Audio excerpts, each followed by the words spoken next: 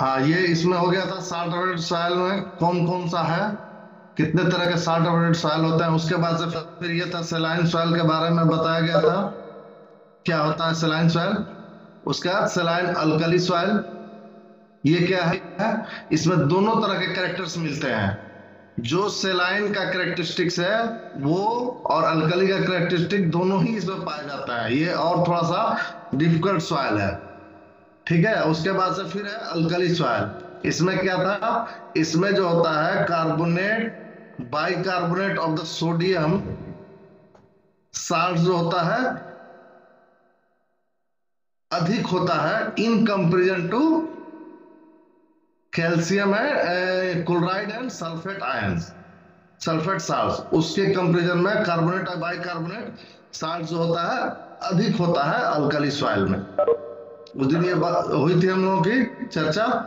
फिर अब देखो, अब इसमें क्या है कि formation of सेलाइन and alkali soil कैसे ये फॉर्म करता है, इसके बारे में मुझे याद आ रहा, थोड़ा थोड़ा हुआ था। एरिड और सेमी एरिड क्लाइमेट जो होता है वहां पर इसका फॉर्मेशन होता है। पुअर जहां ड्रेनेज होगा जिस सॉइल में, वहां पर ये सॉइल, ये जो है सेलिनिटी अल्कलिनिटी डेवलप हो जाएगी। उसी तरह से हाई वाटर टेबल अगर है तो वहां होगी। मैंने बताया था कि कैपिलरी मूवमेंट इसमें होता है, और इसके चलते जो below the surface salt concentration है वो सरफेस पर आ जाता है, और वाटर एवापोरेट कर जाता है, और सैलिनिटी और सोडियम जो साल्ट्स है वो ऊपर में रह जाते हैं। इससे डेवलप हो जाता है। ओवरफ्लो ऑफ सी वाटर ओवरलैंड्स, मतलब कि जो सी एरिया है उसका जो बैंक है, किनारा है, वहां पर कभी कभी सी वाटर का ओवरफ्लो हो जाता है, और हजारों हजार हेक्टेयर्स में उसका जो वाटर आ जाता है वो सरफेस पर आ जाता है, और साल्ट्स वहीं पर आ जाता है, और वाटर H2O एवापोरेट कर जाता है। उसके चलते सैलिनिटी अल्कलिनिटी डेवलप होती है। कैनाल इरिगेशन बताया था कि भाई कैनाल इरिगेशन जो करते हैं तो उस इरिगेशन वाटर में साल्ट्स आते हैं। बहुत दूर से जो पानी आता है, जहां से भी नदी चलती है, वो साल्ट्स को बुलाते हुए अपने साथ लाती है, और उसके सॉल्यूशन में साल्ट्स रहता है। और जब हम उससे वाटर इरिगेट करते हैं, और ये 4 साल 5 साल 10 साल 20 साल तक जब तक हम इरिगेट करते हैं, तो वो आकर के हमारा जो भी कल्टीवेटेड लैंड है उसके सरफेस पे साल्ट का एक्यूमुलेशन हो जाता है, मतलब साल्ट स्टोर हो जाता है। इसके चलते सैलिनिटी अल्कलिनिटी डेवलप करती है। कोई कोई एरिया ऐसा है जहाँ के पेरेंट मटेरियल, पेरेंट मटेरियल समझते हो कि कैसे सॉइल का फॉर्मेशन होता है, फॉर्मेशन ऑफ सॉइल, उसमें वेदरिंग पढ़ाया गया होगा। रॉक्स से कैसे सॉइल का फॉर्मेशन होता है, उसमें वेदरिंग में जो फैक्टर्स होंगे, फैक्टर्स, बहुत सारे फैक्टर्स होते हैं जिसके चलते कि रॉक्स का वेदरिंग होता है। जब रॉक्स वेदर होता है तो सॉइल का डेवलपमेंट होता है। उसी में जब होराइजन डेवलप करता है, और एक प्रोफाइल होता है। प्रोफाइल का मतलब vertical section of the soil. अगर सॉइल को हम वर्टिकली काटे, मतलब कि एक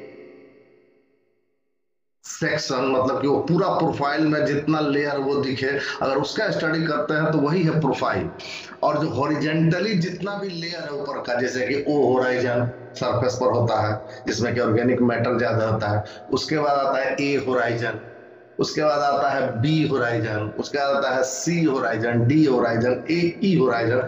ये अलग अलग जितने भी सॉइल डेवलपमेंट होते हैं उसमें कहीं कहीं देखो कि ई और डी गायब है, सिर्फ एबीसी है। कहीं सिर्फ ओ और ए ही है। नीचे के न्यू जो सॉइल्स होते हैं वो, मतलब कि सॉइल्स डेवलपमेंट होते हैं, उसके उसका स्टडी उससे हम देखते हैं। तो ये जो पेरेंट मटेरियल की बात कर रहा था, कि मान लो कि कोई ऐसा रॉक्स है जहां पर जो भी मैग्मा या सेडिमेंट्री रॉक्स था, वहां पर उस रॉक्स पर जो सॉइल का डेवलपमेंट हुआ है, और अगर वहां पर बाइकार्बोनेट सोडियम कार्बोनेट का साल्ट, सोडियम का अगर मैक्सिमम है, तो वहां का स्वाभाविक है कि जो उससे मिट्टी बनेगी उसमें सोडियम ज्यादा होगा, या सॉल्युबल साल्ट्स है, chloride sulphates of calcium magnesium अगर ज्यादा है तो वो भी उसमें रहेगा, क्योंकि उसका पेरेंट्स मटेरियल ही वही है। मतलब जहां से वो सॉइल का डेवलपमेंट हो रहा है उसका पेरेंट मटेरियल्स में ही ऑलरेडी क्लोराइड सल्फेट्स और बाइकार्बोनेट और कार्बोनेट्स का साल्ट्स है। इसलिए वहां का जो भी सॉइल होगा वो सेलाइन और अल्कली होगा। एक्सेसिव यूज ऑफ फर्टिलाइजर, कहीं कहीं क्या होता है कि बहुत तरह के बेसिक्स फर्टिलाइजर्स यूज होते हैं। तो जब बेसिक फर्टिलाइजर यूज होता है तो पर भी सैलिनिटी अल्कलिनिटी डेवलप का चांस है, और उसके चलते ये सारे डेवलप होते हैं। अब देखो ये है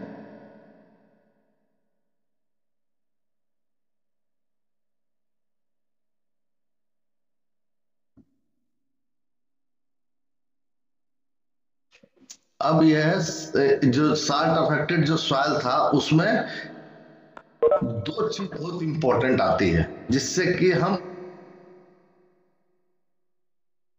उसमें कि जिस सॉइल में दो तीन चीजें बहुत इंपॉर्टेंट है, जितनी बातें हो रही है इस चैप्टर में कैरेक्टरिस्टिक्स में, क्लोराइड और सल्फेट आयन। सारे सोलेबल साल्ट्स सॉइल में रहते हैं। सेलाइन अल्कली सॉइल होगा, सेलाइन होगा और अल्कली, ये तीन तरह के सॉइल थे, सेलाइन, सेलाइन अल्कली एंड अल्कली। इस तीनों ही सॉइल में ये सारे साल्ट्स मौजूद रहते हैं। क्या क्या? Sulphate, chloride, ion salts, carbonate and bicarbonate salts. अंतर कहां होता है?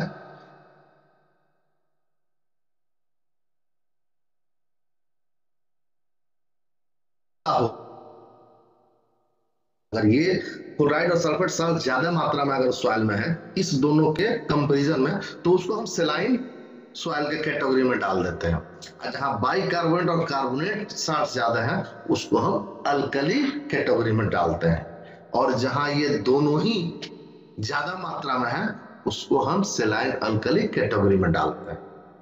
ये तो हमारा हो गया एक मेजर चीज।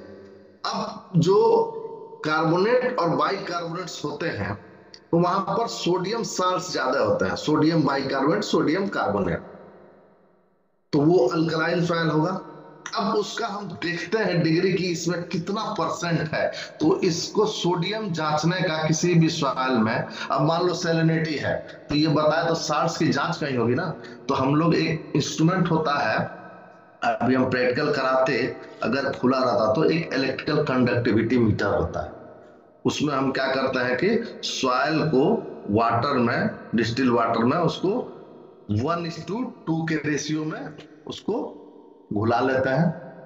जैसे कि अगर 10 ग्राम सॉइल है तो 20 ml वाटर डाल देंगे और एक बीकर में उसको पूरा घुला लेंगे, और उसको हम लोग हाफ एन आवर छोड़ देते हैं कि वाटर सेटल्ड कर जाए। तो बीकर में क्या होता है कि नीचे में आधा घंटा के बाद सॉइल बैठ जाता है और ऊपर में उसका ट्रांसपेरेंट एकदम दिखेगा कि ये वाटर है। अब वो जो वाटर है उसी को हम इलेक्ट्रिकल कंडक्टिविटी का जो इलेक्ट्रोड होता है उसको उसमें ले जाते हैं, ले आता है तो वो इलेक्ट्रिकल कंडक्टिविटी जो है वो हमको दिखाता है कि इसमें यूनिट बताए थे ना उस दिन, डेसी साइमन पर मीटर। अब दिखाएगा कि 5 डेसी साइमन पर मीटर, 8 डेसी साइमन पर मीटर, कुछ भी हो सकता है, कम हो सकता है, अधिक हो सकता है। तो 4 से जब अधिक रहेगा तो हम उसको कहते हैं कि सेलाइन सॉइल का ये है। 4 से कम है तो वो सेलाइन सॉइल नहीं है, वो एक नॉर्मल सॉइल है।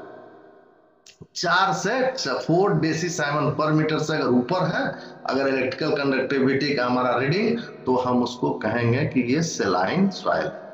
ठीक है। उसी तरह से सोडियम जो अल्कली सॉइल है उसको हम कैसे जांचते हैं? तो हमारा ये दो फॉर्मूला है, दो चीजें हैं, एक्सचेंजेबल सोडियम परसेंटेज और सोडियम एब्जॉर्प्शन रेशियो। ये दो चीज को हम देखते हैं, इससे हम कैलकुलेट कर लेते हैं कि हमारा सोडियम का मात्रा इस सॉइल में कितना है। और जब सोडियम की मात्रा पता चल जाता है तब हम उसको कैटेगराइज करते हैं कि ये अल्कलाइन है कि नहीं है। तो ये दो चीजें हैं, exchangeable sodium percentage indicates degree of exchangeable complex saturated with sodium. इसको हम कैसे जांचते हैं? सोडियम कहाँ एब्जॉर्ब होता है? पहले मैंने बताया था कि वो क्ले पर एड्सॉर्ब रहता है। क्ले जो सॉइल है पार्टिकल, सैंड, सीट और क्ले होता है, मिनरल पार्टिकल्स में, टेक्सचर में, यही तीन चीज होती हैं। तो ये जो क्ले पार्टिकल्स है उसी के ऊपर जितने भी हमारे आयंस हैं, सोडियम आयंस है, कैल्शियम आयंस है, पोटेशियम है, मैग्नीशियम है, जितने भी है न्यूट्रिएंट्स के आयंस होंगे वो सारे क्ले पर ही चिपके रहते हैं, उसी पर पकड़े रहते हैं, लटके रहते हैं, समझो। वो एक क्ले है नेगेटिव चार्ज और चारों बगल उसके ये एब्जॉर्ब रहते हैं, एड्सॉर्ब रहते हैं, ADSORB माने उसके ऊपर अटैच्ड रहते हैं। अब उसमें जो सोडियम जो अटैच्ड है उसी का हम कैलकुलेशन करते हैं। तो पहले तो हमको कैटायन एक्सचेंज कैपेसिटी से हम निकालते हैं, कैटायन एक्सचेंज कैपेसिटी जो है उससे निकाल लेते हैं कि इसमें कितना सोडियम है, कितना कैल्शियम है, कितना मैग्नीशियम है, कितना पोटेशियम है। और जब सबका अलग अलग मात्रा कैटायन एक्सचेंज कैपेसिटी से पता चल गया तब हमको इस फॉर्मूला में सेट करते हैं कि उसमें सोडियम का एक्सचेंजेबल जो है वो कितना है और उस सॉइल की कैटायन एक्सचेंज कैपेसिटी कितनी है। कैटायन एक्सचेंज कैपेसिटी किसकी होती है? क्ले पार्टिकल्स की। जितने भी अलग अलग टाइप के सॉइल हैं, जैसे कि सैंडी सॉइल हो सकता है, लोम सॉइल हो सकता है, क्ले सॉइल हो सकता है। सुने हो ना ये तीनों? लोम सुने हो? टाइप्स ऑफ सॉइल में loam soil, sandy soil, clay soil. कोई तो बोलो यस और नो। यस सर, सुने हैं। सुना है आपने? तो वो जो क्ले जो होता है, तो जहां पर क्ले ज्यादा होता है वहां कैटायन एक्सटेंसिविटी सॉइल की अधिक होती है, क्योंकि क्ले पर ही कैटायन का एक्सचेंज होता है। और जहां सैंडी सॉइल होगा वहां क्ले कम होगा, तो उस सॉइल की कैटायन एक्सचेंज कैपेसिटी कम होगी। तो जब हम इसको कैलकुलेट कर लेते हैं तो जो भी एक कैटायन एक्सचेंज कैपेसिटी का जो भी रीडिंग है वो हम यहाँ डालते हैं, और उस सॉइल में सोडियम आयन कितना है उसको ऊपर डालते हैं, और उसका फिर मल्टीप्लाई 100 से करेंगे तो ESP हमको निकल जाता है, एक्सचेंजेबल सोडियम परसेंटेज। उसी तरह सोडियम एब्जॉर्प्शन में हमारा ये तीनों का देख लिए कि कितना कैल्शियम आयन है, कितना मैग्नीशियम आयन है और कितना सोडियम है। अब सोडियम आयन को ऊपर में हम डालते हैं और नीचे में ये कैल्शियम और मैग्नीशियम का जो भी रीडिंग है उसको डालते हैं, तो हमारा सोडियम एब्जॉर्प्शन रेशियो इससे निकल जाएगा। तो इससे हमको पता चल जाता है अब इसका क्या है, कितना रहना चाहिए सोडियम, तो हम उसको अल्कलाइन कहेंगे, कितना नहीं है तो वो आगे अभी हम दूसरे स्लाइड्स में दिखाते हैं। ये देखो, ये क्लासिफिकेशन ऑफ साल्ट, ये चीज जो है जैसे कि अगर मान लो तुमको आया कि करेक्टरिस्टिक्स लिखिए है, या क्लासिफिकेशन ऑफ साल्ट अफेक्टेड लिखिए, या करेक्टरिस्टिक ऑफ साल्ट अफेक्टेड क्या है सॉइल, तो साल्ट अफेक्टेड सॉइल में क्या लिखोगे? 3 तरह के होते हैं और उसका ये करेक्टरिस्टिक्स है, ये याद कर लेना और इसको आप अपना लिख देना। क्या है करेक्टरिस्टिक्स में? देखो इसमें 3 तरह का सॉइल है, सेलाइन, सेलाइन अल्कली, अल्कली सॉइल। इसमें आप पीएच में आओ। पीएच जो होता है सेलाइन सॉइल का लेस देन 8.5 होगा, और इस दोनों का सेलाइन अल्कली का और अल्कलाइन का, चूंकि ये नामे अल्कली है, अल्कलाइन नामे है, इसका मतलब हुआ कि ये पीएच इसका हाई होगा, याद रखना। तो ये पीएच जो होगा आपका 8.5 से अधिक होगा, इसको तुम अधिक समझना। 8.5 क्योंकि सेलाइन अल्कली है ना, इसलिए इसका भी पीएच 8.5 से अधिक होगा। तो इस दोनों सॉइल का 8.5 से अधिक होगा, इसका कम होगा। उसी तरह इलेक्ट्रिकल कंडक्टिविटी में अब देखो सेलाइन में क्या दिखा रहा है कि 4 से अधिक होगा, तब वो सेलाइन में डालेंगे। मैंने बताया था कि इलेक्ट्रिकल कंडक्टिविटी मीटर में जब हम देखते हैं और उसकी रीडिंग 4 से अधिक होती है तभी हम कहेंगे कि सेलाइन सॉइल। उसी तरह चूंकि इसका नाम है सेलाइन अल्कली, तो इसका भी 4 से अधिक होगा। लेकिन अगर वो अल्कलाइन सॉइल है, अल्कली सॉइल है, तो वो लेस होगा, उसमें साल्ट का कंसंट्रेशन नहीं होता, वहां सोडियम का कंसंट्रेशन होता है, और सोडियम इलेक्ट्रिक कंडक्टिविटी को नहीं बढ़ाता, इसीलिए इसका कम होगा। उसी तरह से आप देखो आ जाओ एक्सचेंजेबल सोडियम परसेंटेज में, तो ये तो सोडियम को ही दिखा रहा है, अभी आपने आगे पढ़ा था।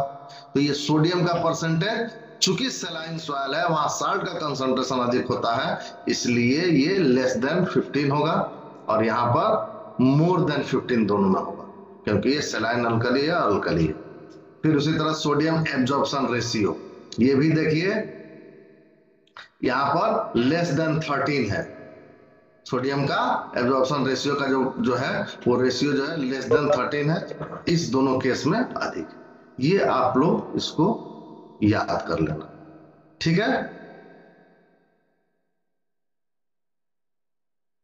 इसमें क्या है पूरे जो 2 दिन क्लास हुआ, इसमें सेलाइन क्या है, अल्कली क्या है, सेलाइन अल्कली क्या है, इसको एक एक 2 2 लाइन में आप लोग इस पूरे अपने नोट्स को देखते हुए, इसको देखते हुए आप लोग कहीं अपना एक अपना नोट्स याद करने के लिए बना लो।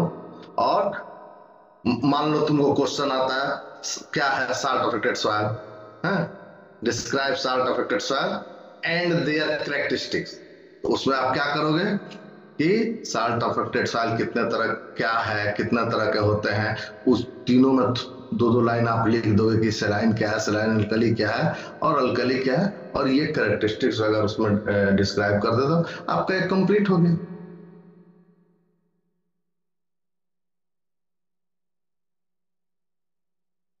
तो यस सर। कोई दिक्कत? Yes sir. सर ये सभी आदमी को मैंने जो बोला इसको एकदम याद कर लेना है। ये एक ही चैप्टर को हम 2 बार पढ़ा रहे हैं, इसीलिए इसको एकदम याद कर लेना है। साल्ट अफेक्टेड क्या है, कितना में इसको क्लासिफाई करेंगे 3 भाग में, तीनों का 2 2 लाइन क्या हो सकता है, सेलाइन क्या है, सेलाइन अल्कली क्या, अल्कली क्या है। अब फिर ये आपके कैरेक्टरिस्टिक्स में यही इतना चीज है, इसको आप अपने लैंग्वेज में डाल दो कि भाई सेलाइन, अगर हम सेलाइन सॉइल है तो उसके कैरेक्टरिस्टिक्स में पीएच मोर देन 8.5 होता है, इलेक्ट्रिकल कंडक्टिविटी मोर देन 4 होता है, exchangeable sodium percentage less than 15 होता है, sodium absorption ratio less than 13 होता है। यही आपको लिखना है, ठीक है। अपने लैंग्वेज में एक सिंपल लैंग्वेज बना लो और याद करो। जितने भी हैं इसमें, जिसको इंग्लिश समझ में आए नहीं समझ में आए, उसको अपने लैंग्वेज में यहाँ लिखा है तोड़ तोड़ करके अपना समझने की कोशिश करो और थोड़ा सा इंप्रूव करना, ठीक है। सुन रहे हो ना जी? सर आप पीएच में जो चेंज बताए थे वो सिर्फ सलाइन अल्कलीन में होगा? हाँ, बस सिर्फ सेलाइन अल्कली में वो मोर देन 8.5 डाल देना। ठीक है सर। ठीक ठीक सर ओके। सोडियम वाला और क्लिस वाला एक ही होता है? हाँ, अब तुमको तो फर्स्ट बार जो स्लाइड था एसिडिक, वो जहां पर वर्गीकरण है ना, क्लासिफिकेशन किया हुआ नहीं लिखा है, नाम अलग अलग यूज हो जाता है ना, जैसे बुक अलग अलग आएगी, किताब तुमको कहीं कहीं चैप्टर अलग अलग मिलेगा तो उसमें लिख देगा सोडिक सॉइल, वो अल्कली सॉइल है वो, ठीक है।